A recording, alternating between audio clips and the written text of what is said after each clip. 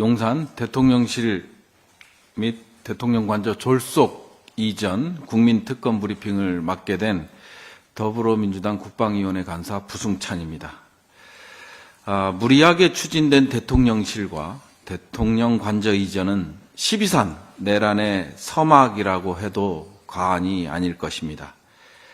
대체 어떤 절실한 이유로 온갖 헌법, 법률 위반에 조 단위로 추정되는 예산을 낭비해가며 대통령 취임 전 반드시 옮겨야 했는지 우리는 여전히 알지 못하고 있습니다.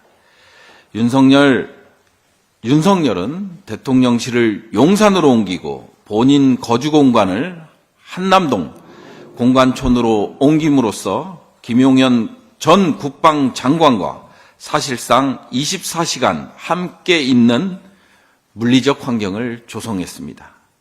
이것이 대통령실과 관저 이전의 첫 번째 목적이자 그들의 피부로 와닿는 가장 큰 변화였을 것입니다. 공관촌에 나란히 있는 대통령 관저와 국방장관, 경호처장 관저에서는 노상원 등이 수도 없이 드나들며 계엄 모의가 이루어졌고 때로는 수방사, 특전사, 방첩사, 사령관들을 포섭하는 공간으로 활용했습니다. 용산 대통령실은 계엄 선포 전 국무회의 신용이라도 할 수 있고 계엄 선포를 생중계할 장비 등이 갖춰진 공간이었습니다. 무엇보다 대통령이 몇 분 안에 합참 지휘통제실로 넘어가 국방장관과 계엄사령관 등을 불러 모아 회의할 수 있는 최적의 입지였습니다. 그래서 그토록 무리하게 대통령실과 관저 이전을 감행했던 것입니다. 이제 대통령실과 관저 이전 과정에서 이들이 벌인 위법 행위와 예산 낭비에 대해 소상히 국민께 보고 드리겠습니다. 먼저 헌법과 법률을 무시한 용산 이전 강행이었습니다. 대통령실의 용산 이전은 아무런 공론화 과정 없이 이루어졌습니다. 국가 중요 정책 결정임에도 불구하고 말입니다. 단 한 차례 국회 보고도 없었고요. 공청회도 없었습니다. 수기 과정은 더더욱 없었습니다. 민주주의 국가에서 있을 수 없는 일이 자행된 것입니다. 그 결과 지금까지 드러난 것만 헌법과 법률 위반 혐의가 8건에 달합니다. 첫 번째, 헌법 제82조 대통령의 국법상 행위는 문서로서 해야 하나 대통령실 이전은 결정문 등 관련 문서가 일체 존재하지 않고 있다라는 것을 확인했습니다. 둘째, 헌법 88조와 89조에 따른 국무회의 심의를 거치지 않았습니다. 헌법 89조는 국무회의 심의 안건을 17가지로 열거하고 있는데 대통령실은 이 중에 최소 3건에 해당합니다. 첫 번째 조항은 국정의 기본 계획과 정부의 일반 정책이라는 것입니다. 네 번째 조항에 해당하는 것으로 예산안, 결산, 국유재산의 처분, 기본 계획 및 국가의 부담이 될 계약, 기타 재정에 관한 중요 사항이 대통령실 이전입니다. 13번째 항목으로 행정각부의 중요한 정책의 수립과 조정에 해당된다는 것입니다.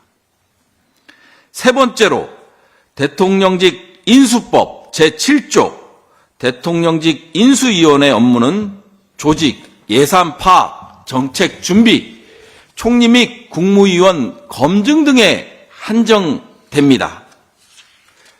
다시 말해 대통령실 이전은 인수위 업무가 아닙니다. 하지만 윤석열 인수위원회는 대통령실이 이전 기획과 실무 업무를 법률과 위배되게 진행시켰습니다.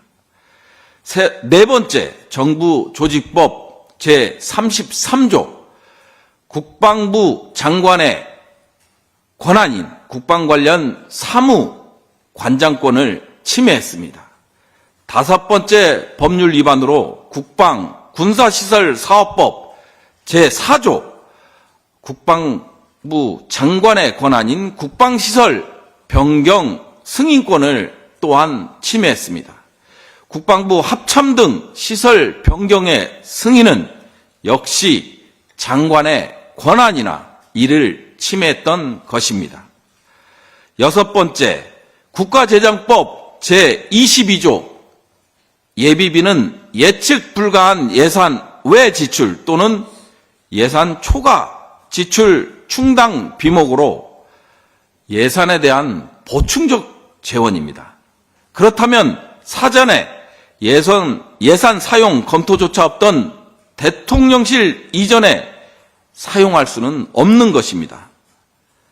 그러나 무려 640억 5,872만 원을 대통령실 이전에 사용했습니다. 일곱 번째로 형법 제123조 직권남용에 해당됩니다. 이 모든 행위가 윤석열의 직권남용에 해당되는 것으로 윤석열은 직권을 남용하여 수많은 공무원과 군인들로 하여금 의무 없는 일을 하게끔 했습니다. 마지막 여덟 번째로 국유재산법 제9조, 제3조 3항의 이 사항을 위반했습니다. 국방부 청사 용도 변경은 국유재산 정책심의위원회를 거쳐 기재부 장관이 국유재산 관리처분 종합개혁을 작성하고 대통령 승인을 받은 후에 사용이 가능합니다. 하지만 어떤 것도 지켜진 게 없습니다. 또한 기재부는 2022년 7월 5일자로 용산 대통령실의 사용을 승인하였습니다. 달리 표현하면 대통령실은 법적 절차를 어기고 5월 10일 취임일로부터 57일간 무단으로 사용한 것이 됩니다. 참여연대와 시민들이 대통령실 이전 국민감사 청구를 진행했고, 하지만 감사원은 무려 감사를 7번이나 연기하고 지난해 9월 부실하기 짝이 없는 결과를 내놓았습니다. 감사의 핵심은 대통령실 대통령 관저 이전을 누가 왜 결정했는지, 그 과정에서 직권남용이나 불법적 의사결정은 없었는지를 규명하는 데 있었습니다. 하지만 감사원은 대통령실 이전 개혁이 발표된 이후로 기간을 임의로 특정했습니다. 그리고 대통령실과 관저 이전 결정 과정에 대해서는 단 한 명도 조사하지 않았습니다.